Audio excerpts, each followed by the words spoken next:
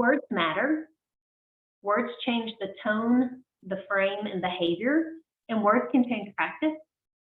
The old saying of sticks and stones may break my bones, but words will never hurt me isn't really true, because words can hurt, but they can also heal. Welcome to the Words Matter series, where we engage in open and authentic discussions about the impact of common terminology used in child serving systems with those that are directly affected by it. Our goal is to illuminate how the terms we use can influence perception, approach, and practice, as well as explore alternative language and approaches as a means of intentionally shifting how we view and interact with youth, families, and each other. In honor of Pride Month, today we'll be exploring tolerance versus acceptance. Before we begin, though, please take a moment to consider this. What comes to mind when you think of the term acceptance? I want you to use the link in the chat box. Joanne's going to drop it in there to respond to a Menti poll with the thoughts and perceptions that come to mind when you hear acceptance.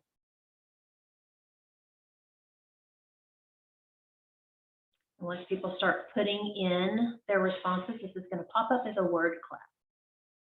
And if you're not familiar with word cloud, as the words come in, as people respond, the ones in the larger font are the ones that more people are putting in as a response.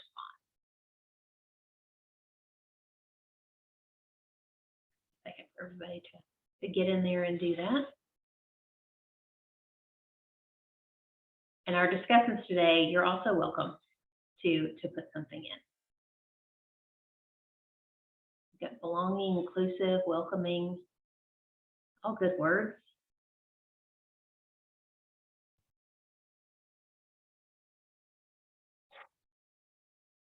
And if you're not able to get into the poll, you can definitely put something in the chat box as well. I see seen and gratitude is popping up in the chat box. Looking at our word cloud, we still have understanding as something that's showing up big. Freedom, safe space, welcoming. It is what it is. Relief. Authentic. Safety. Affirmation, inviting. Unbiased. I would throw in non-judgmental. That authenticity. Understanding seems to be the one that's coming to the forefront, in the largest font. So when you think about acceptance, this is what's coming to mind. Safe space and respect. Belonging. Just another minute for people to add in their responses. Understanding is still huge. Followed by safe space and safe, respect, freedom, welcoming, self-care, home. Okay. Understanding is still the big one. Thank you, Joanne.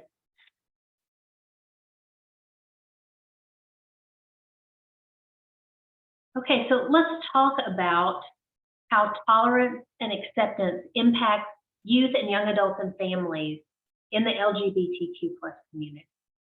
We have a great panel of discussants today. I'm excited about this.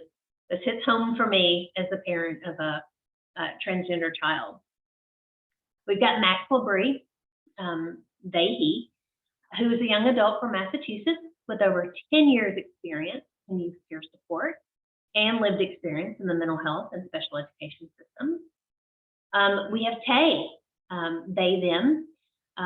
He's the they're the executive director of Youth Moves National, where they use their own lived experiences to support young adults across the nation, and also a member of INTACT. And we have parents Ren and CJ Hawkins, who have supported their son through his transition and in navigating services in the state of Ohio. So I thank you all for being here and for sharing your experiences and your perspectives. So the first thing, tolerance is a person's willingness to understand and respect different views and opinions, but acceptance is an individual's willingness to go along with the reality of a situation, recognizing the process or the outcome of the situation without disagreeing with it or changing it. So there's a difference in those two, and I think we saw, what acceptance meant, what came to mind for everybody in our word cloud. Parents, youth, young adults may assign different meanings to tolerance and acceptance, and may be impacted directly by how this is played out in their lived experiences, in services, in the child serving systems, and in their own lives. So I want to start with Max. From a young adult perspective, what does tolerance and what does acceptance mean to you?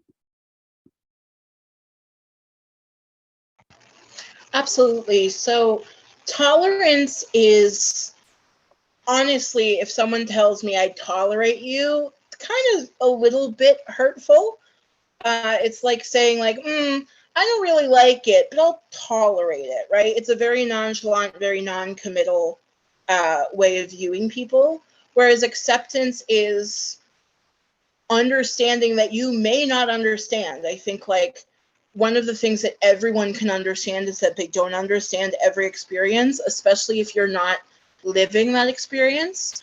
And I really try to take it a step further with folks after acceptance to go to affirmation, right? To hold the truth of somebody's experience and say, I accept this, I'm affirming this reality for you, and I'm proud of you, and I will stick by you and kind of be a partner, be an ally with you, and creating a space where folks can show up authentically and creating relationships where folks can be themselves without fear of repercussion or harm.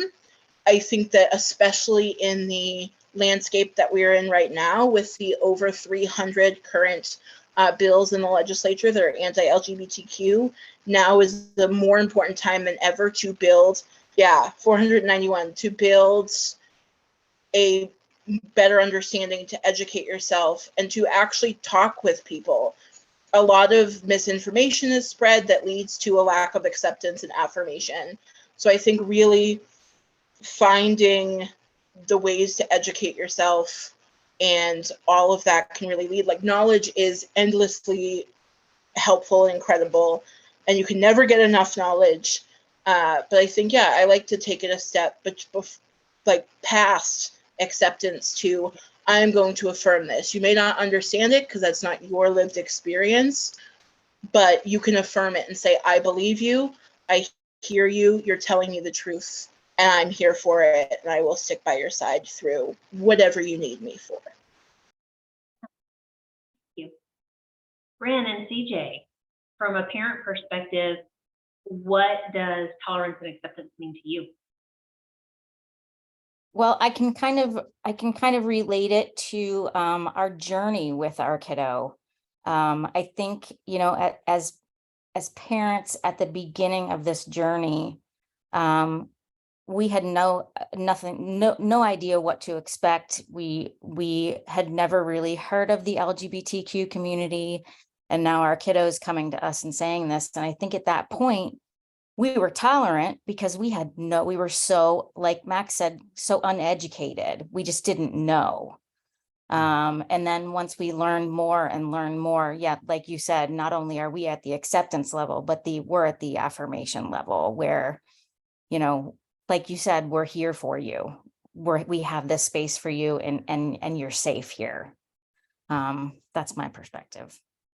Yeah, I totally agree. Being uneducated and unaware, from the start. But being loving parents, we wanted to understand and were prepared to do whatever it took to learn, right? To become educated. Because ultimately, we care about our kid, right? We love our kid unconditionally. But also becoming educated really helped us along that journey to to get to the point where I think we are now, which is definitely at an acceptance for sure, Yeah. without question. Yeah, that's, I had to do the same thing with mine, and really understand what gender dysphoria was. You know, it just, even being a former clinician, I had to, from a parent perspective, Yeah. educate myself that way. Ask questions, talk to people, join webinars, Mhm. go to meetings. Meetings, just- that's where we first Yep, kind of that's got where on we this. first got onto it, was we went to a meeting. We were the only parents there. Mhm. So just gotta find out what it is and how we can be there for them. Mhm. Okay, in your work at Youth Move National and from your own personal experience, how are tolerance and acceptance defined? Yeah, that's a great question. And I think that it's going to vary no matter what. Like, I just love the title of the series, like Words Matter, because they do. Words matter so much. And I think also the definition of those words matter. And I think that there's a big difference between how we define something and how it shows up in reality, right? Mhm. So I use an example. So I'm trans and non-binary myself. My doctor's office has rainbow stickers everywhere. They got the pride flag going. It's so great. They're totally, they would say, in the acceptance phase. And then I walk in and I'm consistently misgendered. And then they don't really do trauma-informed consent. They don't really understand the full thing. And they got these little stickers on that says my pronouns are. And when I ask them about it, they're like, I don't know. The staff just told us to wear it. So I think that there's a big difference in how we use and define words and what actually happens in reality and how it plays out. And I really liked what Red and CJ were saying, like, hey, we were going to meetings and we were doing things. Yes, because knowledge and education is so important, but it actually doesn't mean anything unless you do something with it, you know? So you have to have those actions that back that up. And so with all that being said, I guess how we would define it as an organization, beyond what Max has already said as our president of our board of directors, right? It's whatever Max says it is. But I would say we're really taking a broad 50,000 square foot view of these sort of terms, right? Because we're dealing and amplifying and centering and empowering youth who've experienced systematic harm. They've experienced oppression. They've experienced what happens in a world that, in my take, is currently in the violent stage, right? Society has not even moved to tolerance yet. Like, we are in active eugenics being legalized throughout the nation stage. And so we're really trying to help folks get from that violent stage into some sort of like stability and some sort of like affirmation of self, and then to really amplify their voice to start to make that positive systems change, right? To start to get to folks, hopefully to acceptance, I would say is bare minimum. But like Max said, we really need to be in affirmation. We really need to be in celebration, right? Like, we shouldn't have this like, yeah, I accept it because I can't change it, but who really cares? Like, no, you should care. You should celebrate it, right? We should be all celebrating our differences as something wonderful. And I think until we're in that celebration phase, that affirmation phase, we can have all the education and knowledge that we want, but we have to actually do something with it. And unfortunately, when I turn on the news, it actually looks like we're slipping backwards. So that's how I would sort of define it and add my 2 cents. Mhm. Yes, and I also, I agree. It's not just definition, it's application. That was the thing that came to mind. Go ahead, Max. absolutely. And I just wanted to also, something that Tay brought to the front of my mind that's important to this is when people say to me, oh, well, I don't care what you are, I still like you. That also is really harmful, because it's like, what do you mean you don't care what or who I am? Like, that's an important piece. Like, yes, is being trans and queer the only things about me? No, but they're very fundamental pieces of me and my identity and my existence, and they greatly impact my experience. So when people look at me and they say, well, I don't care, it doesn't make a difference to me, they think they're being accepting. Like, they're really telling me is like, I'm not going to acknowledge this as a part of you because I want to skirt over it, right? I'm uncomfortable holding it and telling you, like, this is an important part of you. I think people just like really letting individuals decide what is important to their identity and what isn't. Yes, excellent point. Tolerance is not true acceptance, is definitely not affirmation, which is where we would like to be, like Kay said, celebrating. Differences is what makes life interesting. It'd be really boring if we were all exactly the same. When we tolerate something, we're still fighting against it. While tolerance simply endures that people are different, acceptance moves past that. On to affirmation, promotes an environment of equity and mutual respect, appreciation. Acceptance also encourages others to see people as individuals versus groups of people. How we generalize about groups of people. There can be negative impacts on youth and families when their identity and their differences are tolerated rather than accepted, and accepted rather than affirmed. From discrimination, all those.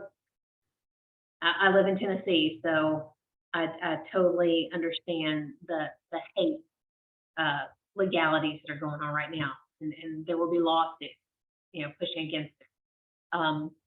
But there could be negative impacts from discrimination all the way up to violence. So what have you all seen? What impact or experience based on whether there was tolerance or acceptance, both for you, in your community, in work, in your family? And anybody can start.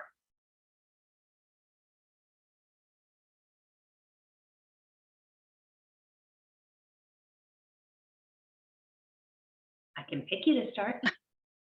I mean, I Ren? can jump Oh, go in. ahead, If Ted. no one, oh, is Ren gonna go? Go, please. No. Hey, go for it. I mean, I think the difference in what I see is, I'm going to strongly word this, but only because it's true, is like literal life or death. Like it's literal life or death. Like gender affirming care, like affirming someone, like literally is life saving care based upon suicidal ideation that the queer and trans community faces. And so I think the difference for me is the difference between survival and thriving. And I think maybe that gets to the heart of some of like tolerance and acceptance too. I just think that there's a big difference between, I'll use I statements and use my own life. Going on a road trip and having no idea where I can use the bathroom for free of violence. That impacts you on a deep, fundamental level that my society erases me and hates me so much I can't even go to the bathroom. Like it just like affects you. And then the difference between being in a queer and trans space with gender inclusive restrooms and your people, and that feeling of like, I'm seen, I'm here, I'm being listened to, I'm being affirmed. It's just so beautiful and celebratory. And it's so sad that, gosh, we really, in my life, bounce between the two. There doesn't seem to be like a whole lot of middle ground. And I don't want middle ground. Like I definitely want to be in sort of celebration and affirmation for sure. But it just seems like we do such a bad job of moving the needle. Like it's just like we're kind of stuck in the violence phase, or like we have to go out and find our own chosen family. We have to find our community in order to get to celebration. And I just think that I wish that I saw a little bit more of like this recognizing that it's a problem.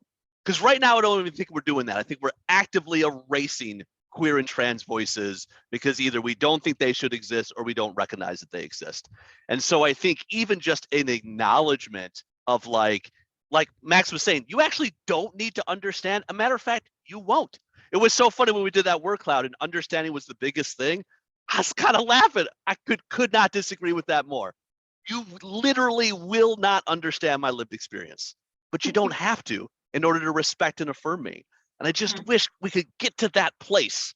And I think if we could get to that place, that'd have a much bigger impact than what we're doing right now. So, yeah. You said life and death during the legislative hearings here in Tennessee about gender affirming care. There was a parent who was testifying, and one legislator said, well, can't your child wait until they're 18 and then they can make that decision themselves? And the mom looked at him and said, my child won't live to 18. And just, there was like silence. And then they totally dismiss that person. But it can be life or death. Max, you can add something, or Ren and CJ, what about? So it'll be real hard to get through this without tearing up, but so our kiddo came out to us probably, I don't know, 5 years ago, Yeah, about 5 years. 5 ago. or so. And just graduated from high school about a week ago. And gosh, came up and hugged me and said, hey mom, I said, how are you? How do you feel? You know, it was the first hug after graduation. How do you feel? And he said to me, I didn't think I'd live this long. Those words will be pretty burned in my brain forever, but you know, that's how it affects our kids. That's how it affects our kids. I'm so thankful that I did get that hug, you know, up from here. But man, got Yeah. anything? No, I just kind of want to, you know, I acknowledge and understand clearly, you know, it's a scary world. In all sorts of different aspects, right? Just things seem so crazy and out of control. You know, and to be worried and fear for your kid's life, you know, maybe not life daily, but there, you know, there's always that concern in the back of your mind that anything could happen at any moment without any explanation or warning. It's just very scary, you know. You just want to love your kids and support your kids and be there for them, you know, all the time. You know, there is no some of the time. It's all or nothing, right? So And we're about to send them off to college. yeah. You know, in high school, we may be getting off topic, apologies. In high school, he was punched in the hallway for wearing Pride socks. So, you know, sending them away to college 2.5 hours away is very scary. But part of me is hopeful that the college crowd will be more on the acceptance side. I'm hopeful for that. I think they are hopeful for that. He is hopeful for that, and so are we. So, Did you see other impacts on your child with other adults or parents? well, I will say this. I will say that we have some very close family members who are, and they're trying like crazy to jump to the acceptance, but they just can't get there. And that's a big challenge for us because it affects their relationship. And that's it's a close relationship. As far as it's a grandparent relationship, that's very challenging.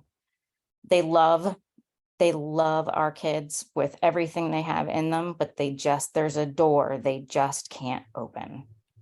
And that affects how much they want to spend time with grandparents. It really does.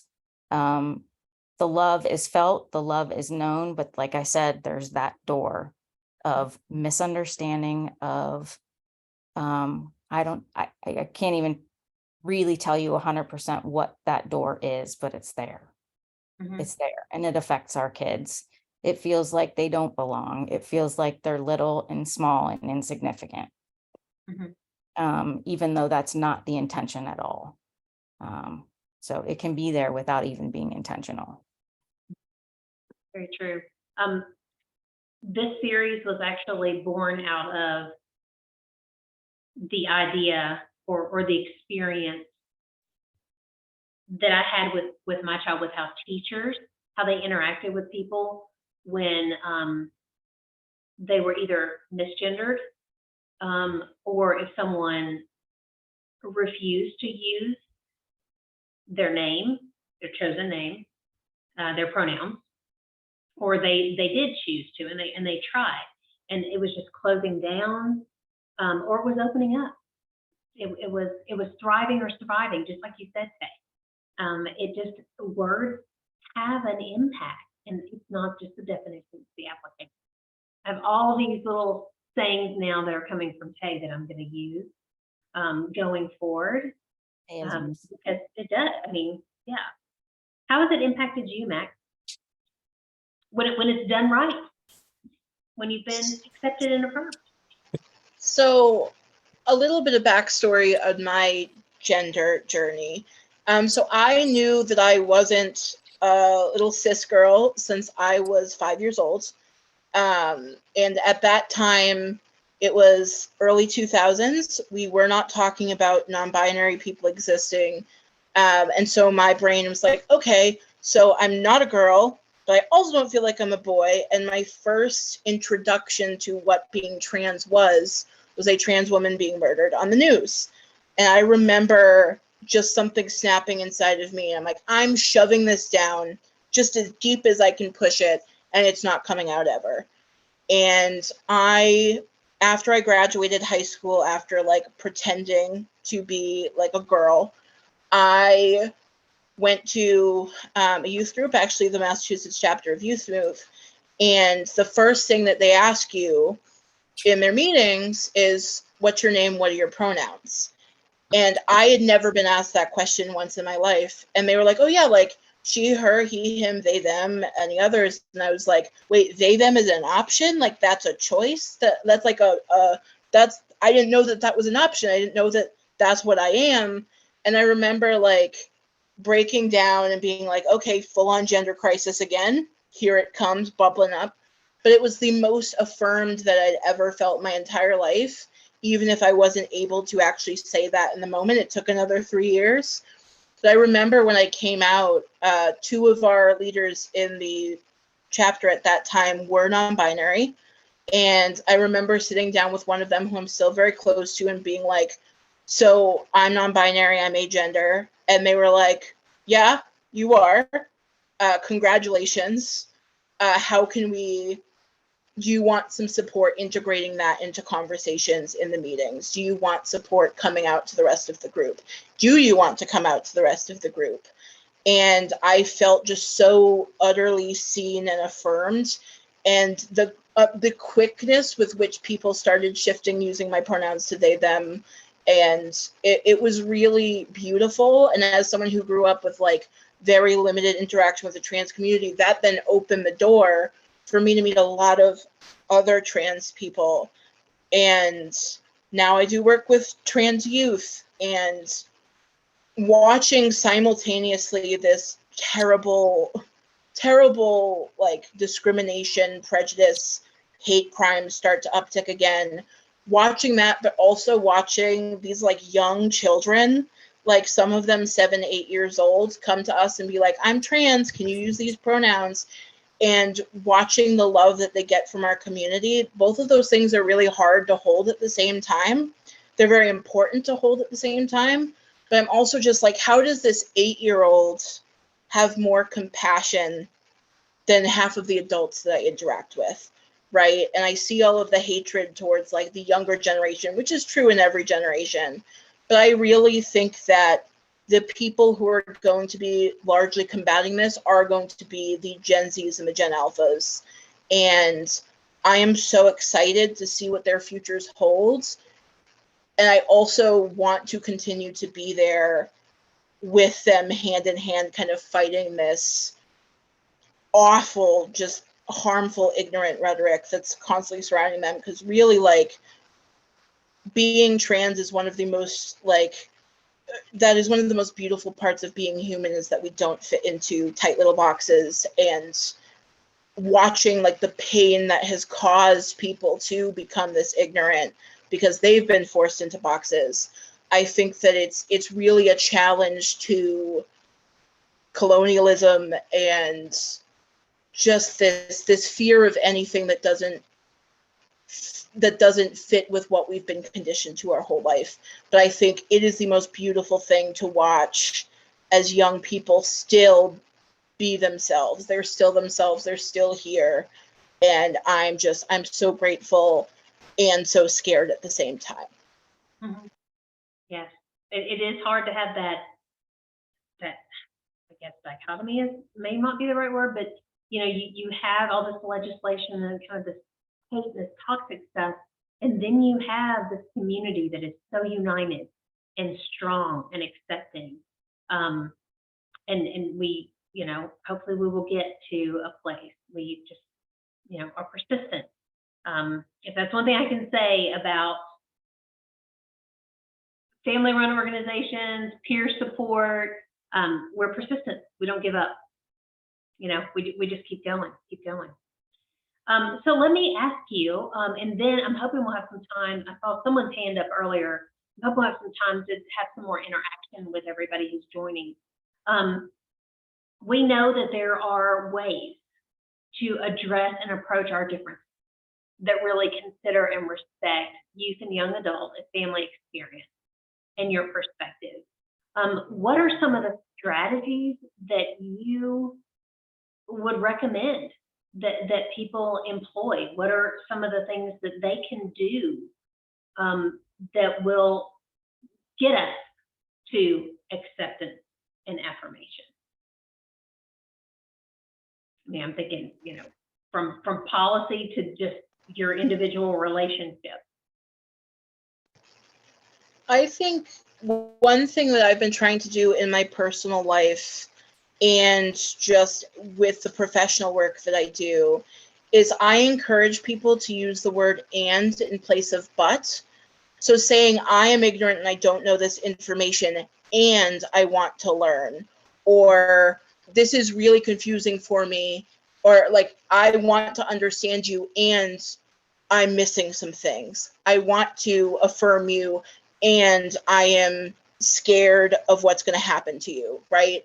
Because when you're doing that but, it kind of negates everything that came before it, right? So being able to hold, when you are learning how to be accepting, when you are learning to affirm people, you are going to hold two truths a lot of the time. It is going to be hard work and it's going to be very important, meaningful work.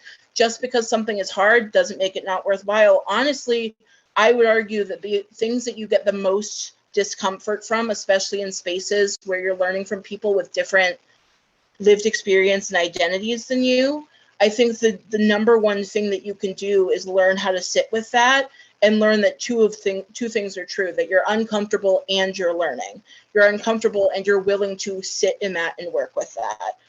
Because I meet a lot of people who are like, this is really important, but I'm just not going to do this. And I'm like, you can be uncomfortable, you can be uneducated and continue learning.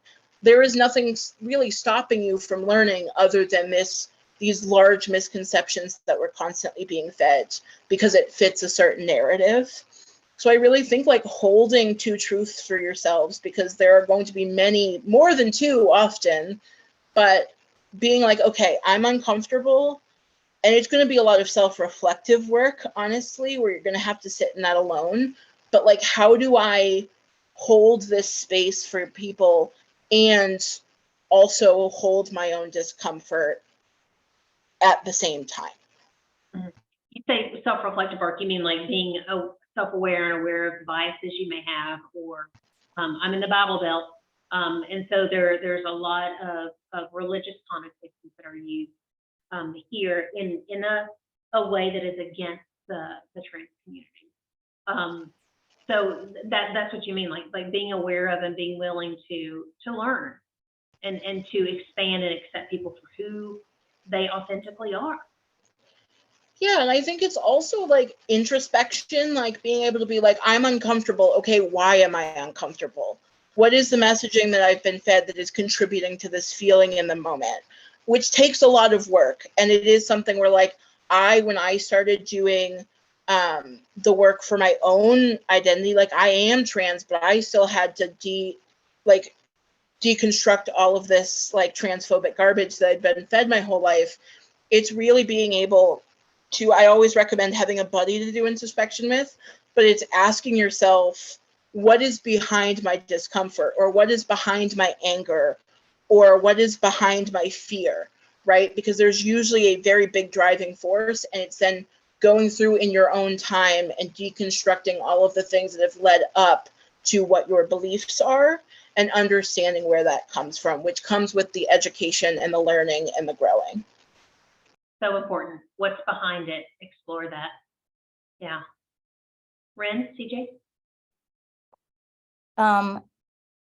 Well, I can tell you this.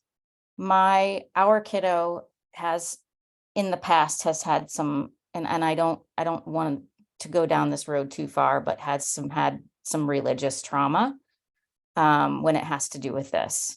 Never thought they were ever going to be able to go to church again.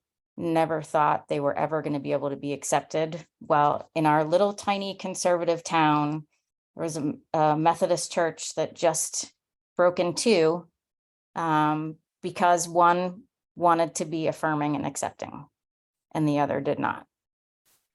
My kiddo now goes by themselves to church on Sundays, to this church, and is accepted and is affirmed. I can say that it doesn't take much to let someone know that you accept them and you affirm them. Come sit next to me. How you doing? It doesn't take much. It Yeah. doesn't take much. Yeah, like I'm not gonna bite you, right? Just come get to know me. Right. I'm a person too, right? And it goes back to, you have to want to become educated. You have to really want to understand or try to understand something that you don't know or don't understand or might be uncomfortable with. And that's okay. There's nothing wrong with that. But the example about the church is that, not everyone there is obviously from the LGBTQ No. community. It's just a community of people that, love one another. They understand one another. They're not afraid of one another, even if they don't necessarily believe 100% in that, they still love one another. It's a safe, Yep. loving place. And They've done so much for our kiddo in just the month that they've been there. Just like I said, recognizing them, seeing them out. They've dropped little gifts off at our house, just to let them know that you're welcomed with us anytime. And that's been pretty huge for our kids. So that's definitely a way to work towards acceptance. You also mentioned that you went to a group. I've done the same thing, joined a support group, just and educate yourself, learn. I send recordings of webinars and stuff to other family members so that they can also understand what gender dysphoria is, understand the acronyms, the science behind some of this. It's when you come to the choice piece, you're just choosing, this lifestyle. It's who you are. Last June, we talked about pronouns, and I'll never forget, and it's something I've tried to live with since then, is our discussant said, I don't like when people say preferred pronoun, because it's not that I prefer it, that's my pronoun. And so I've tried to remove that preferred piece going forward, because that is your pronoun, or pronoun. So that's just, they're mandatory. So Tay, what would you say? What are actions and approaches and strategies? Yeah, gosh, I wouldn't want to non-binary explain over the amazing things we've already heard, so I'm like hesitant to repeat. But yeah, I just really in particularly love what Max was saying and what CJ and Ren were saying about that sort of like uncomfortableness. I think even folks who like want to get there and they're like, yeah, like I want to be that person, they're so afraid to get it wrong that they go to inaction. They're so afraid that they don't actually try. And I think like, we need you to try. Like at least try, because it's okay to get it wrong.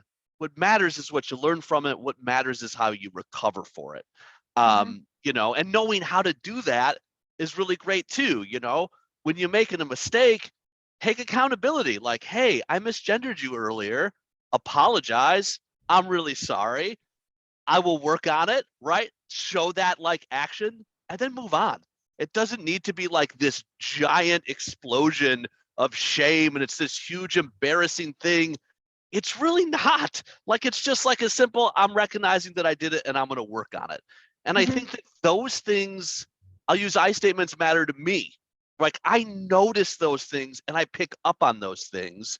And in a weird way, I'd almost rather be misgendered and then have someone like catch it by mistake, apologize, and name it, than someone just like either misgender me consistently and not say anything, or like you can tell are really trying not to use pronouns at all.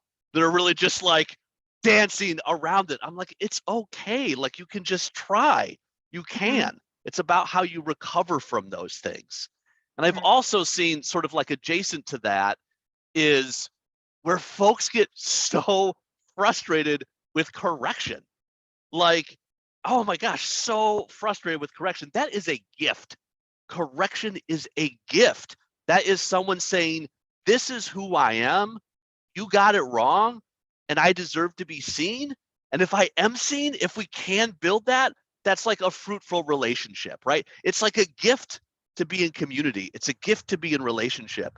And sometimes folks just like shut down. Like, how dare you say you misgender? Like, what?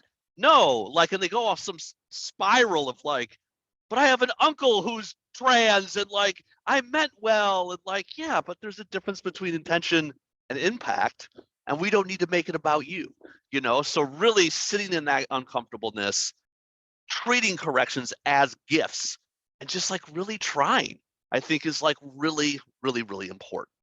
And words matter, right? So I think like, what are like some foundational basic things people can do? Use people's affirming names, use people's affirming pronouns. Ask what folks' pronouns are. Introduce yourself with your pronouns. Anywhere your name is at, your pronoun should go. I think that a fear, and I almost saw this happening a little bit, Ren and CJ, when you were talking about your church. I'm sure it's not, but like my fear is that sometimes we're going to swing so far in the opposite direction that like we're just going to be reduced to like our queer and transness, and we're just going to be like exemplified for this like one thing. It's like, no, we're just people. Like, we're just like people like everyone else. We have complex identities. And the more that you just focus on that one little thing, now it's becoming tokenizing. Now it's becoming voyeuristic. And really like, I just want you to call me by my name and pronouns, and like we could go about our day. You know, so not doing Like when we so label far of a people for their swing. diagnosis, right? Absolutely. Yeah. Yeah. I Yeah. know more than what my diagnosis. I love that you just said that, because I think that is what they do. They're like, cool, what's your name? Keith? Awesome. Can you come sit next to us? Like, this is what we're doing today. And just like you said, it's not 100% who you are. You're not like, oh, that trans kid. You're a member of the church, Yeah. you know? That's cool. I want to, if you guys are okay with it, open it up for some other people to make some comments and ask questions. Michelle has had her hand up twice, so she is going before anybody else goes. So Michelle, if you want to unmute, if you have a question or a, Can you hear me? yes, I can. Okay. I just wanted to first and foremost just say to Max that you are amazing. I had to write this down so I can remember. You are amazing, and you have a beautiful and brilliant heart and brain. And I love the way you bring clarity and simplicity to the way that we can and should view life and differences. And people are always complicating things by overthinking it when we really don't have to overthink it. You know, like the first time I met Tay was amazing. And so many things that is being said is just like resonating, you know, and just echoing in the conversation even now. Like, so I don't have a gender situational story, but my son has autism, and even being different there, he had went and tried out for a modeling gig and he got accepted. And when I was telling people, oh, he's the first community autism peer specialist in the city of Philadelphia. And a man came over and put his hand on my shoulder, was like, I'm so sorry. And me and my son are looking at each other confused, like, wait, what? Did he hear what we just said? Like the accomplishments that my son is making? And we're like, no, we have an organization, we're helping people, we're helping families. Like my son is like, no, I'm awesome. Like, this is awesome. And it's like, we just have to change the narrative of the way people like think. And I think that I don't think he was trying to say anything negative. I don't think he knew what to say. And sometimes people just should not say anything when they, you don't have something nice, don't say anything at all. But because he just figured, because he had a diagnosis that was negative, and people don't understand, like, our diagnosis does not reflect our abilities or who we are. We just have a situation, a diagnosis that does not limit what I can and cannot do or the impact that I have on people or don't. And so just learn to differentiate and how to be able to, accept the person and disconnect the other things that aren't applicable at that time. Is so important. And so, like, Max, I love you so much. You are amazing. You just glow. Please continue to glow. And every time your mouth opens, something amazing and beautiful just like pours out. I love it. Thank you. Please do not stop talking. Thank you so much. Hey, you are amazing. I love you too. And I will say too, as a response to you, thank you so much. I'm literally like blushing over here. Thank you so much. I am also an autistic person, so I got that intersection. And it is, you're right. People, and I've had people say that too about like being queer, and they're like, oh, I'm sorry, that must suck. I'm like, I mean, being queer isn't the part that sucks. It's how people treat me. But like, it is like people, keeping your mouth shut is an option, for lack of a better way to say it. Like, if you don't know what to say, sometimes you can just sit and listen. So I tell people all the time, like, if you don't know what to say, you can take a minute and not say anything. That's an option. But thank you so much. I'm gonna take that with me for the rest of the week. We got a fan club going on. I wanted to point out in the chat, Fawn said, allowing space for those to pause and process. So as you're learning, I mean, you do have to kind of think about, okay. And then, Max had put in that your parents like practice. And my husband and I have done that so that we make sure that we are not using an incorrect pronoun or misgendering. And we do screw up on the regular. But it's something that you work on. And being educated. And if I could just add to that Yeah. quickly, so do we. Like, so do queer and trans people. We misgender people too. Like, everyone makes mistakes. You know what I mean? And so, like, I just think that we're in this with y'all, right? We're not as divided as folks think. Like, we're not perfect either. I literally have a pronoun practice partner. When I meet someone who has new pronouns, like sort of neo-pronouns, like sie, them, their, and I'm just not used to using it, I have someone who I will literally call up to practice. It's that action, it's that trying that matters. And we are not like separate from that just because we happen to be trans ourselves, So I just love that, Billy. I love it. Fawn, you've got your hand up. Yes, thank you so much for welcoming me. One of the takeaways that I am taking from this is that I think that if we put many of our behavior changes into process, what it does is it makes you a better human. And it allows you to be able to be accepting in all circumstances, whether it is dealing with families or those who identify as LGBT, whether it's dealing with people with disabilities, whether it's dealing with racial issues, whether it's dealing with seniors. It allows you to incorporate language and an understanding and be in a space where now you're respectful for humans and the changes in the life that people bring, the life stories that people bring. And so, because what happens is many of the stories that you're listening to, You can go to many different populations and hear very similar stories from our Black and brown bodies and not being accepted into different spaces, from people with disabilities who are not being accepted and being judged in the different spaces. So when you learn in this space, it's able for you to now translate the understanding and the accepting into another space. So it makes you an overall better human being opposed to just being siloed. I hope that makes sense, because I do equity. And this is, since I've been in equity, I feel it's God-centered for me, because God is the original equity person. He meets your need where you need to be met. And for me, it allows me to be in that space to lead out and have an understanding of his people, and not just where I pick and choose and cherry pick where I want to be accepting. I hope that makes sense. Thank you for sharing that. Yeah, I appreciate you uplifting that, because I think what we're dancing, and I know we've used the word a little bit, but we're really talking about intersectionality, right? Like, we get so siloed of like, oh, let's talk about the 2S LGBTQI plus community. Okay, now let's talk about, you know, sort of like Black, BIPOC folk. Okay, now let's talk about like ageism. Okay, now let's talk about disability. Y'all, we can be in all of those communities, you know? Like, I'm Mexican Indigenous. I'm a person of color. I'm neurodiverse. I have a disability, right? I am disabled by the system. I'm also queer and trans. We can be all of those things because we all hold complexity. We all hold magnitudes and multitudes.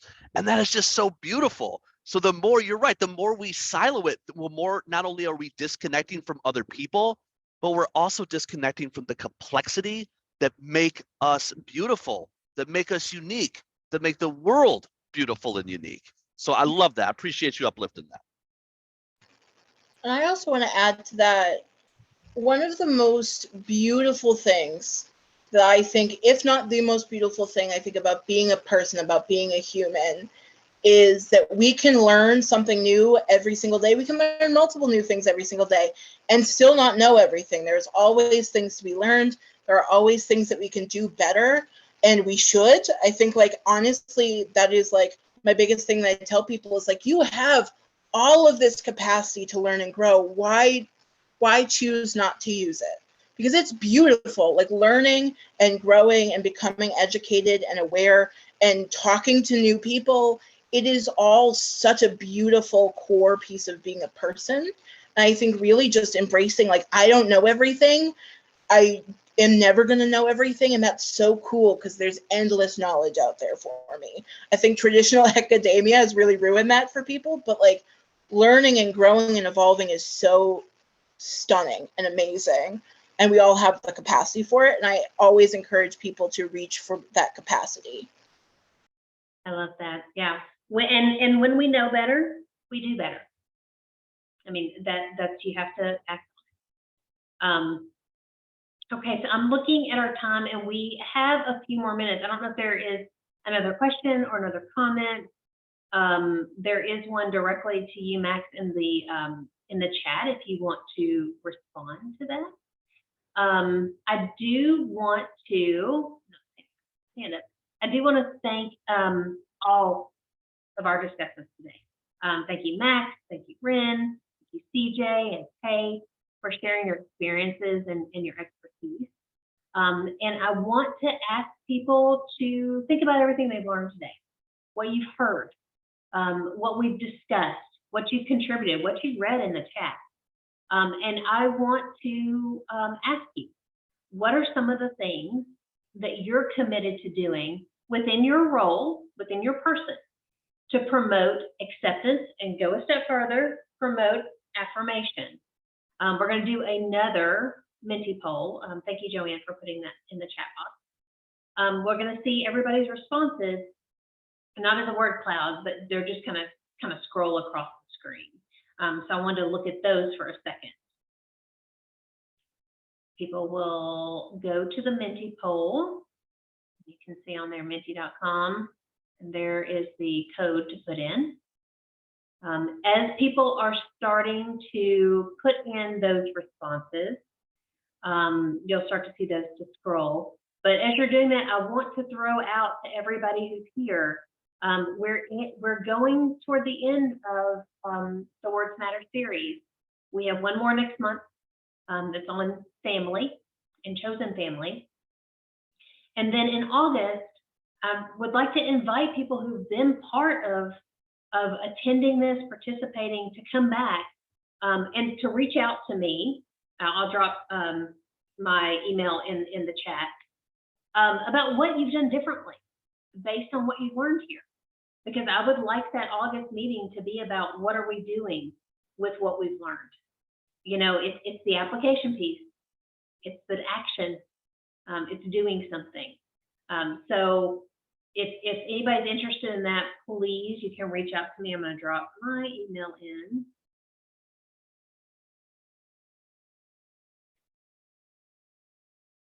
Okay, there we go. It's in the chat. Okay, so what are some of the things you're committed to doing within your role? Listen, educate, respect people, introduce myself with my pronouns consistently, decenter myself. I will ask if not sure, and then correct myself. Learn, practice, reflect, do more, practice. Respect and believe others when they talk about their experience. Yes, because it is their experience. And as Tay said, you may never understand somebody else's experience, but you can respect what they're telling you. Practice is acceptance. It's okay to get it wrong. What matters is learning correct, gain more knowledge, educating my enterprise and community, being intentional about using inclusive and affirming language. It is intentionality. And that's part of starting to get it right, is being very intentional about it. Anybody else have something they'd like to add?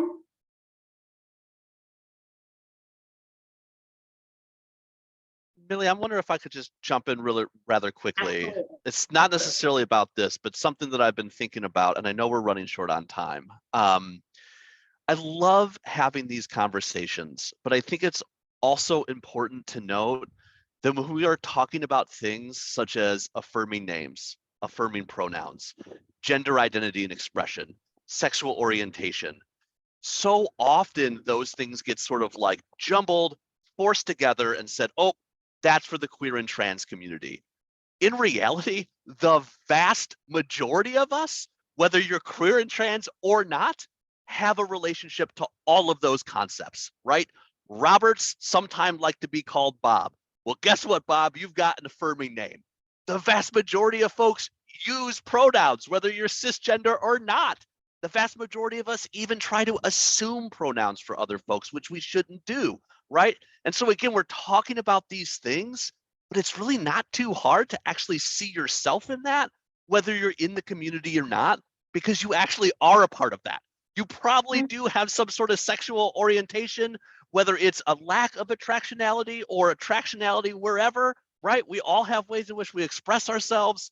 So it's just important to, when we're having these conversations, to not silo yourself out of the conversation either, and to think about the ways in which you have been socialized to these things. Think about how these things apply to you, because they do, right? And that may actually help you get to the point where you're more willing to be affirming, more willing to try, more willing to listen. So I'll stop now. Thank you. That's the perfect way to end this. You know, we challenge everyone here, be intentional in using terms that are more supportive and respectful of the youth, young adult, and family experience and their expertise. So thank you everyone for coming, and just please remember that words matter. Thank you.